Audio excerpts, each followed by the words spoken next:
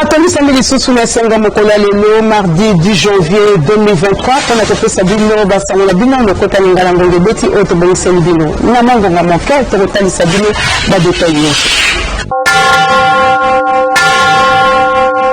Congolais Nangambo ya politique pour na koyeba été ministre de communication et médias Mounemboka Patrick Mouyaya et le annonce apostolique Monseigneur Hector Bélessin Père Jésus Noël Cheke Basalaki briefing Mokola lundi 9 janvier 2023 pour na mobiliser population congolaise na moye ya Pape François na ville province ya Kinshasa au Bongisa Nibongo le 30 janvier 2023 Peli Soussou Bakalisaki ba disposition nous sont aux Ezouani ba détail na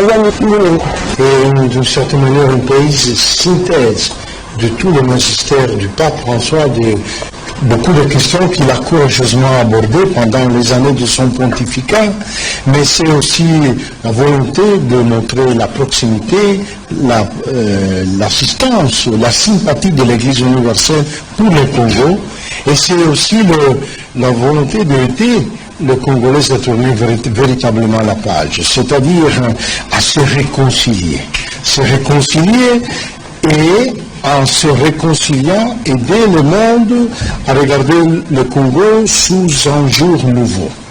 Pas seulement comme un problème à résoudre, mais comme une urgence morale pour le monde entier que le monde ne peut pas négliger, il ne peut pas oublier. Alors le pape sera ici le 31. Il visitera il y aura 6 sites qui sont intéressés autour de 11 événements. Les sites seront commencer le palais de la Nation, où le pape se rendra à visiter le président de la République,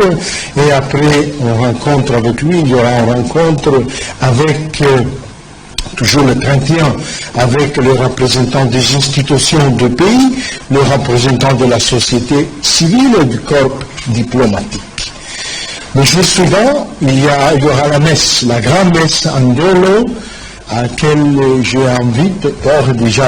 tout le monde à venir participer pour écouter le pape. À 9h30 la matinée, à l'aéroport de Ndolo, il y aura 6 sites et 11 événements, et la République démocratique du Congo a pris toutes les dispositions pour que ces sites soient à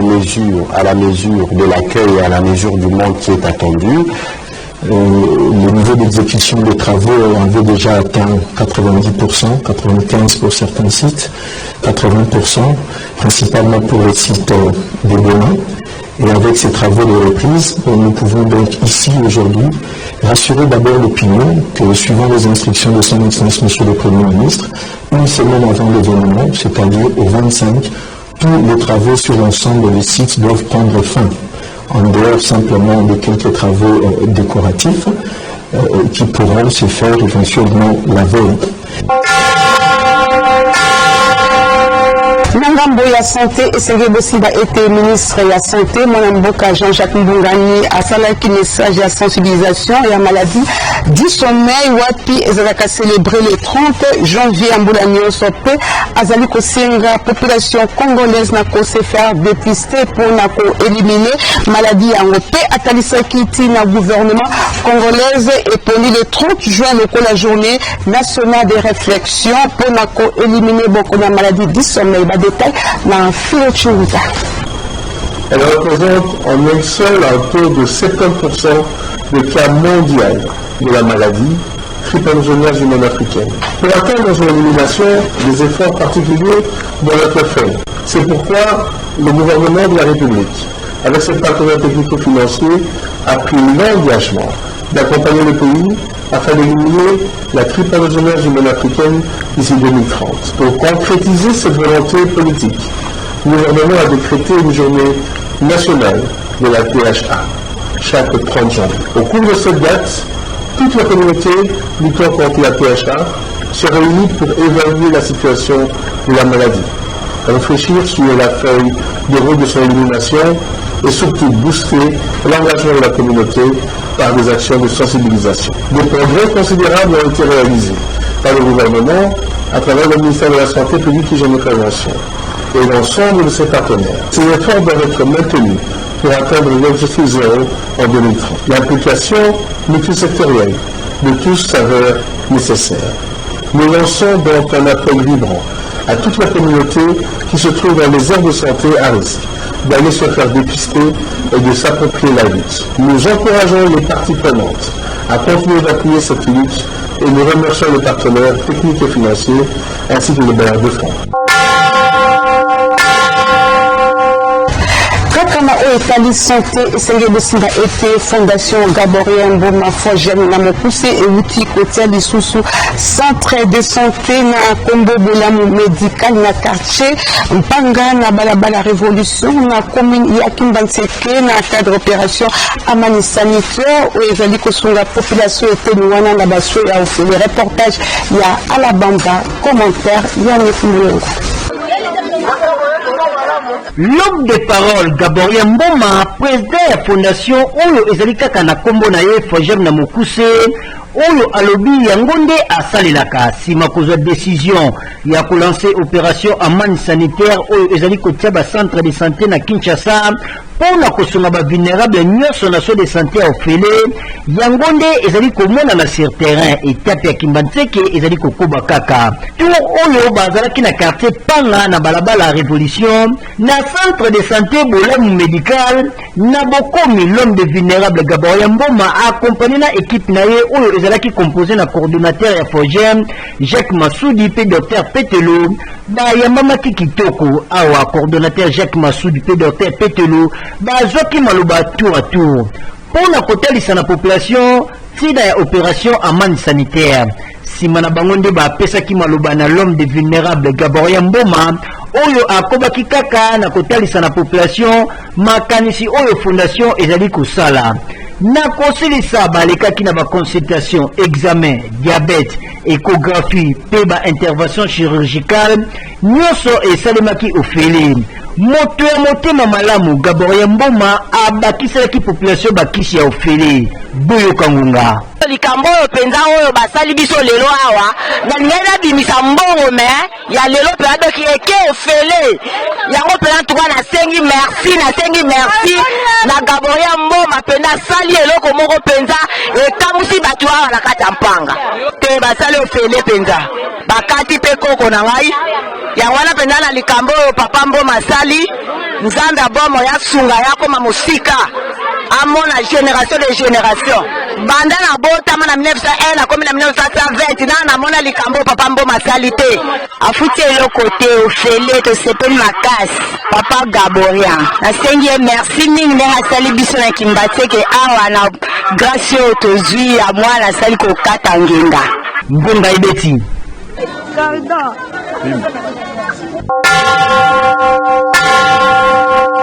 Mangambo ya éducation esenge bosimba ete balakisi ya ville ya Goma na province ya Nord Kivu babandi mouvement ya grève uta mokolo lundi 9 janvier 2022 wapi bazali ko revendiquer lifuti na bango ba détail na édition na biso oyo ezali koya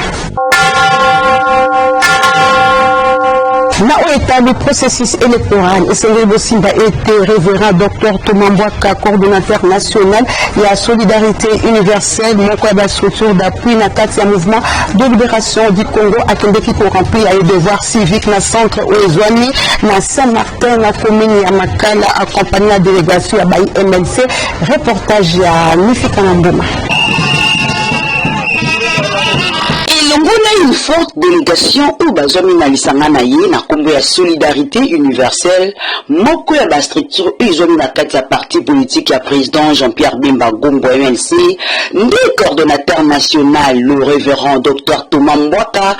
akendeki ko remplir devoir civique na ye na centre ya commission électorale nationale indépendante o izoni na kati ya Saint Clément commune ya Makala nzela bayi solidarité bandimo na monoko drapeau ya parti MLC message c'est moko na monoko ko bengaka population ya Makala pe funa en général baki de kozwa oya bango ba carte électeur pona ko milingela maponami o ezali koya na décembre 2023 buyu kaye moko le révérend docteur Thomas Mbwaka ndenge abeti ngonga bana Makala surtout mingi pe bana funda nyonso to pe ba congolais nyonso ndeto sensibiliser bango lelo po baya ko se faire enrôler massivement. Et puis ezalaki mokolo oyo nga moko coordonnateur national ya ASBEL SNIF nayaki ko s'enrôler na ba membre nyonso oyo ya ASBEL. Moko pia ba IMLC azanga kitoko beitsa ngonga. En tout cas, sensibilisation l'équipe Makassi, je pense qu'il y avait beaucoup déjà. Il y avait vraiment la mobilisation qui était tous azimuts. En tout cas, la population Makal, en tout cas, s'est mobilisée Makassi pour accompagner mon candidat Bango, Dr Thomas Mbouaka, le coordinateur national et à Solidarité universelle, aux structures d'appui au mouvement de libération du Congo, dirigé par moi Namboka, le président Jean-Pierre Bemba Gombo. Ah oui, et ça lit bien ma kaka balobaka na MLC tokolonga to banzete référent docteur Thomas Mbouaka akolonga na ba ambition na ye ngonga ye piti.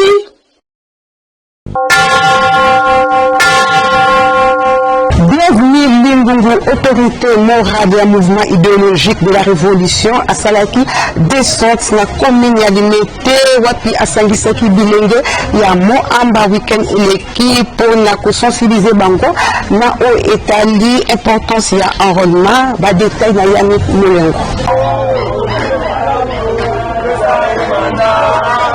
Simanaye pour constater faible participation et enrôlement où ezali na nzela mwana mboka bienvenue Lingungu ya Benz autorité morale et mouvement idéologique de la révolution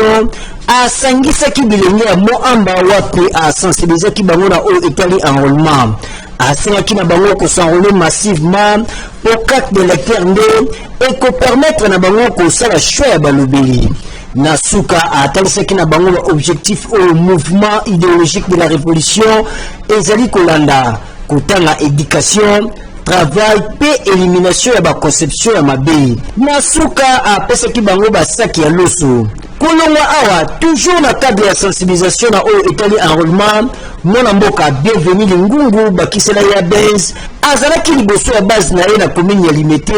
oyo esengisaki plus de 200 membres. Message ezalaki se moko sensibilisation na oyo etali enrôlement awa pe asengaki na bango kaka ko s'enrôler massivement. Mwana mboka bienvenue Lingungu ya Benz atalisaki pe na base na ye objectif oyo mir ezali kolanda esengo ezalaki ya makasi na ngambo ya population koyoka makanisi pe souci azali na yango mpona komema développement na kati ya mboka Boyoka Ngonga yaki awa na base na biso ya Mondele Ngaba toloba limité parce que place oyo tozali awa ezali limité na bandeko na biso pe ya Ngaba bazali awa esika moko na biso toyaki po tosensibiliser bango na oyo etali enrôlement nyonso boyebi ete opération wana ebandaki depuis le 24 décembre 2022 si lelo tokonstate que faible taux ya enrôlement ya balecteur ezali yango toyaki kosenga bapapa bamama pe bandeko na biso bazwa courage wana bazwa makasi ya kokende kose faire enrôler po tochange makambo awa na mboka Kongo. Ngonga ebeti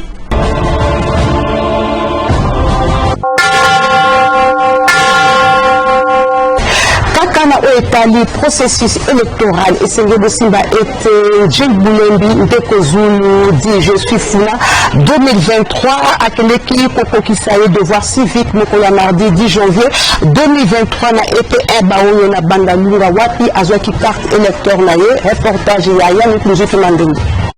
Nabonya pe maele pona koloba bongo dans l'anonymat nde mwana ya bandalo ya solo Gilles Boulembi Mantsanga dinde ko Zulu oyo bana ya Funa bazali komema mapika bazali kobenga je suis Funa 2023 akendeki kokokisa ya ye devoir civique mokolo ya mardi 10 janvier 2023 akitaki na école primaire ba oyo zomi bongo na commune ya Bandalungwa na quartier Molar pona kotala ndengeni masolongo ezali kolekela poye moko pe azala participant koloba bongo moko oyo akozwa carte de lecteur na ye lokola congolais ya tata pe ya mama oyo atosaka mibeko ya mboka na ye alekaki na identification kotika ye ba empreinte digitale lisusu kozala capturé pe sima na yango ayaki kozwa carte de lecteur na ye na maboko ya chef de centre pona koloba bongo akomi éligible na maponami ya 2023 na nyonso boyoka ye ndenge alobaki nauti pour remplir obligation civique na ngai la carte d'identité, donc carte de lecteur, pour permettre le 20 décembre 2023, nakende kopona le député provincial pour la Bandalungwa, député national, le président de la République. Na petit facilement, facilement na petit na étape surtout, on peut avoir carte de lecteur Pambate, carte de lecteur Boyo, qui peut permettre ezalakande boye Gilles Boulembi Mantsanga Dindo Kozulu Jésus Funa 2023 azali kobenga bino nyonso tu bo emboîter les pas koloba bongo bozala enrôlé bo pesa mpifo pe bo sanctionner ba nyonso oyo bakamba mabe uta eleko oyo nyonso ezali koleka.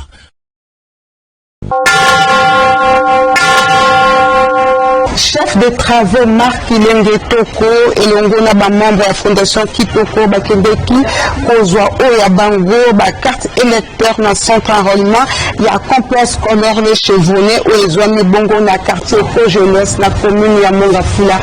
Reportage ya Leto Perez Masiala.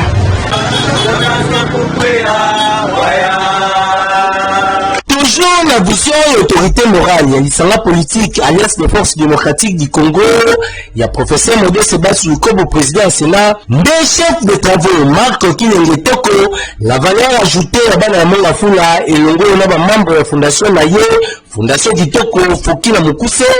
accompagné qui y a Naye, maman Mado Kilenge, Kokende Kokokisi à Bango devoir civique, na quartier Kojelos, toujours la commune de la Fula. Complexe scolaire chez Chema Yalonde Konamaki pour la valeur ajoutée à Banamon Fula, chef de travaux Marc Kilenge Toko.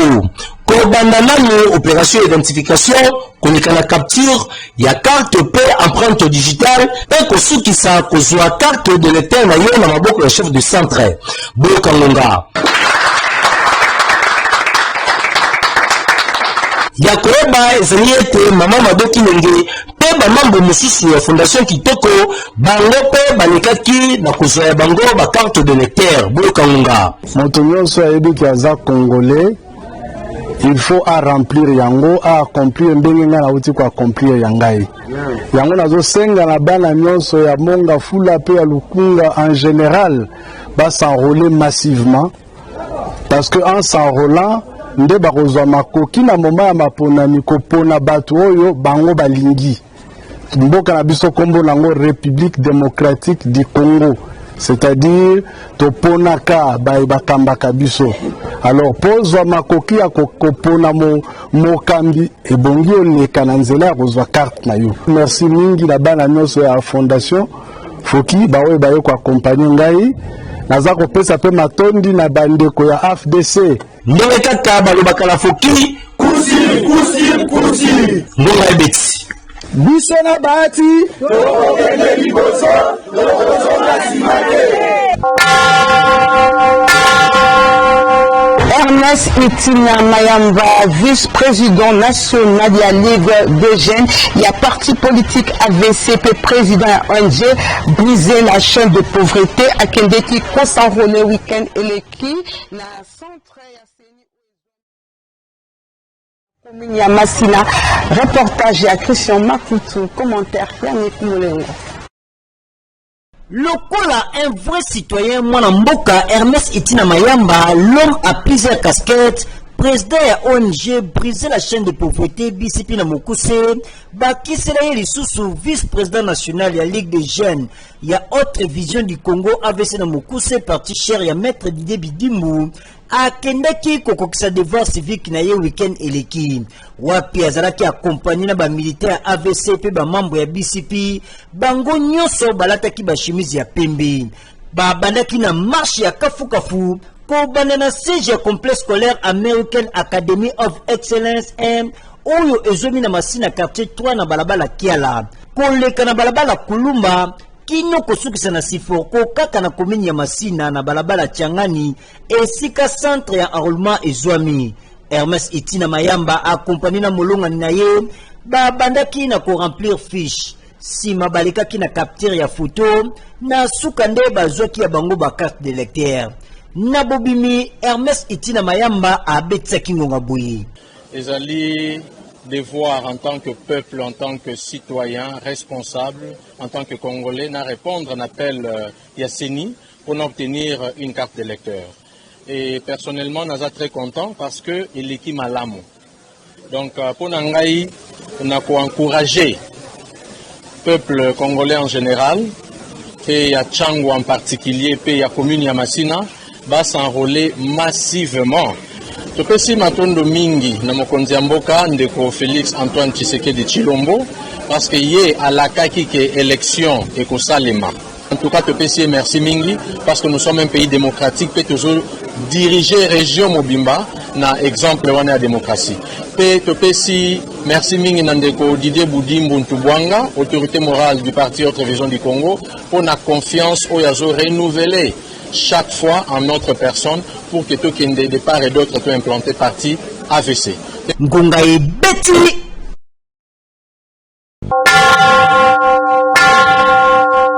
Nangambo mosusu esengeli bosimba ete mwana mboka Jean-Pierre Saleweye Pipina notable ya cité ya Bikoro na province ya Équateur auti kosala oya adhésion na lisanga politique FDC parti cher ya professeur Modeste Batilukwebo. Reportage ya Letu Pérez Masiala. Adhésion na lisanga politique Alliance des forces démocratiques du Congo FDC na Mukuse ezali kokoba se kokoba exemple euti komona na lisusu mokolo ya lundi 9 janvier 2023 wapi mwana mboka Jean-Pierre Saleweye Pipina grand notable na territoire ya Bikoro na province ya Équateur oyo azalaki accompagné na notable Jean-Claude Manessa secrétaire général adjoint ya parti Pena l'étoile brillante ya Lukunga Sylvia Kilapi Saidi oyo yepe ayaki pona ko renouveler carte de membre na yi mwana mboka Jean-Pierre Saleweye Pipina alekaki na ko remplir fiche de membre comme cadre na parti pe alekaki lisusu na ko somba oyo ye carte ya sika yango epesaki nzela na mwana mboka Jean-Pierre Saleweye Pipina koleka na ko prêter serment à loyauté pe fidélité na parti cher ya professeur Modeste Batilukwebo président ya Sina Buyo Kangunga.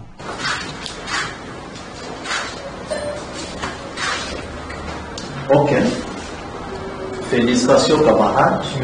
Je prends acte de votre adhésion. Nasima azoki ba félicitations et pas à secrétaire général adjoint à parti Jean-Claude Manessa pe kozwa carte de membre na ya sika Buyo Kangunga. Celui qui est à mes côtés, c'était un cadre du parti qui vient de la province de l'Équateur, spécialement dans le territoire de Bikoro,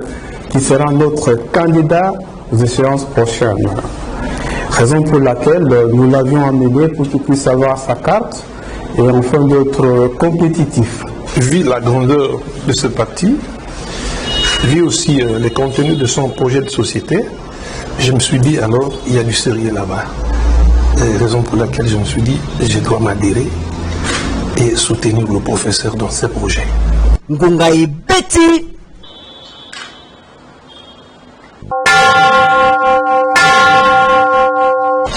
Na oetali société Senge Bosimba était équipe Ngonge Beti ekitaki na terrain mingi penza na boulevard Lumumba na commune Njili Masina Pekimbanseke pona kusala constat ya deuxième journée assainissement à vie province ya Kinshasa na opération au bazali ko benga coup de poing. Reportage à Judex Makengo, commentaire Yannick Moulengo.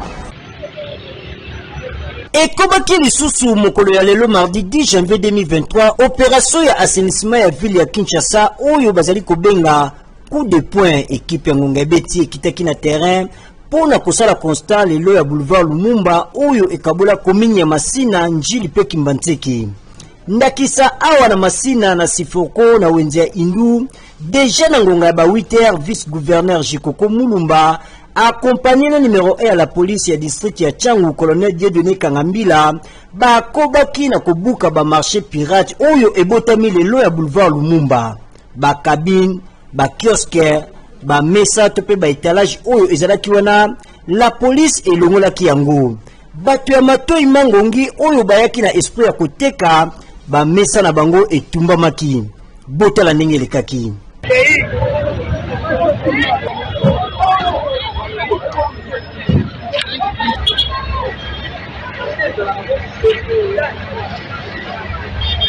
esengeli koyeba ete opération coup de poing ezali na objectif se moko kotia propriété na ville ya Kinshasa oyo ezali kitalatala ya ekolo Congo démocratique pona bateki esengeli koluka place na kati ya wenze ngonga ibeti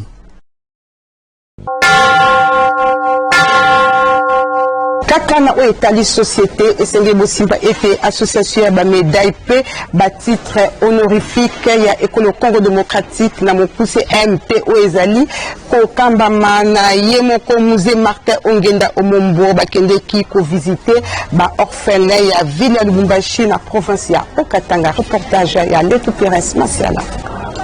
L'impulsion honorable dignitaire d'État, l'infatigable musée Martin Ongenda Omombo, les coordination provinciale espace Grand Katanga, bakendeki ko rendre visite na orphelin ya maison d'accueil Amani na commune ya Kamalonde de la ville ya Lubumbashi. Nantina kopesa bango moi sourire na tango ya ba fête à fin de l'année peko bandambula 2023 malamu. Honorable Teddy Mouleka, coordonnateur provincial ya AMT Grand Katanga, et l'ongona délégation na Mobimba bakendeki maboko pamba te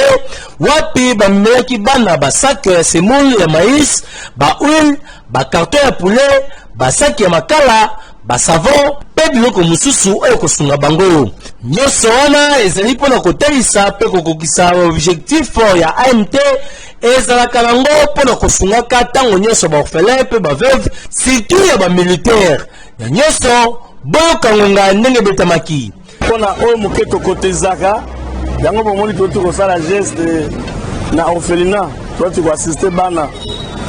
omoni biso atake partenaire ya gouvernement congolais nde toyaki na orphelinat oyo donc assister bana je pense que eza mbala liboso te eza pe mbala ya suka te mosala na biso parce que médaille oyo tolati ezali mpona kosunga peuple congolais médaille oyo tolati ezali honneur ya nation congolaise partout tokoleka esengeli tozala baexemplaire yango nazolanse message ya badignitaire d'état nyonso boya tozala ensemble parce que union fait la force tosunga république na biso tosunga gouvernement na biso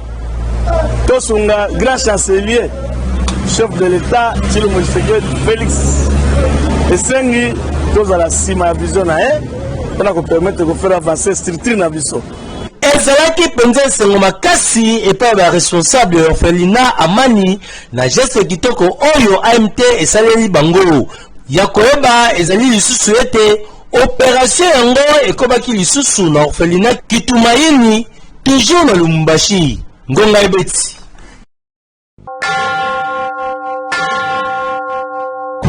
na basango oyo nde nazwindimisa kokabwana bino soki bosepelaki na basango ya lelo mardi 10 janvier 2023 bopesa matondo mingi na Sardou Dimbo avec na biso nsima kamera ala bamba sindaki biso na montage final ngana bino tokuteli lisusu mikolo ezali koya bozala branché na manaka ya Kanaki télévision Télé Vérité.